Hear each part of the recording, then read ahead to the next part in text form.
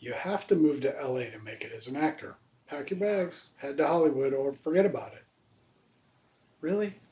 And we believe that? All right, let's talk about this. Look, this advice isn't completely wrong. It's just outdated. And it depends entirely on your situation. But here's what's actually happening, right? Self-tapes have changed everything. 85% of auditions are now done remotely. You can be seen for projects from anywhere. And productions, well, they're moving out of LA. Georgia is now the #1 in the US film production. New Mexico is Netflix's only wholly owned studio. 40 to 50% of major US production happens outside California. So the old model, where you had to be in LA just to get seen, that's gone. Now let me be honest with you. For major shows and films, even when they audition locals, a lot of the bigger roles still go to actors from LA or New York. Why?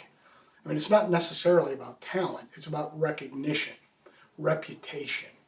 Casting directors know these actors. That's not a secret, it's just how relationships work in this business. But here's the thing, that's changing. As more productions move out of these traditional hubs and more actors build careers in regional markets, that advantage is shrinking. Now, you might be thinking, that sounds like gatekeeping, but let me explain why this happens.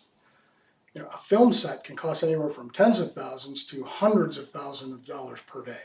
Crew, equipment, locations, catering, the clock is always running. Every hour someone is late, every day someone doesn't show up, that's real money walking out the door. So when casting directors are about to risk that kind of money on an actor, they check. They call the people from your last few projects. They ask, did this person show up on time? Were they professional? Were they easy to work with? Were they prepared? Casting directors talk to each other. This is not a secret either. I mean, one CD literally said, I have called many producers and directors to learn more about an actor's work ethic, timeliness, and professionalism. So when an LA or New York actor gets the call over you, part of it is that they have a track record. The CD can verify. It's not gatekeeping, it's risk management. Now look, I'm based in South Carolina. I've never lived in LA. I've never lived in New York. Recently, though, I booked a SAG feature shooting in Atlanta as a local hire, an ensemble scene with 2 Oscar-winning performers.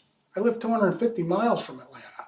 That audition, self-tape, from my house. If I'd have had to drive 5 hours just to be seen, I probably wouldn't have submitted. The door was open because geography doesn't matter like it used to. And here's what nobody tells you. The decision to move or not move is deeply personal. And it's about way more than acting.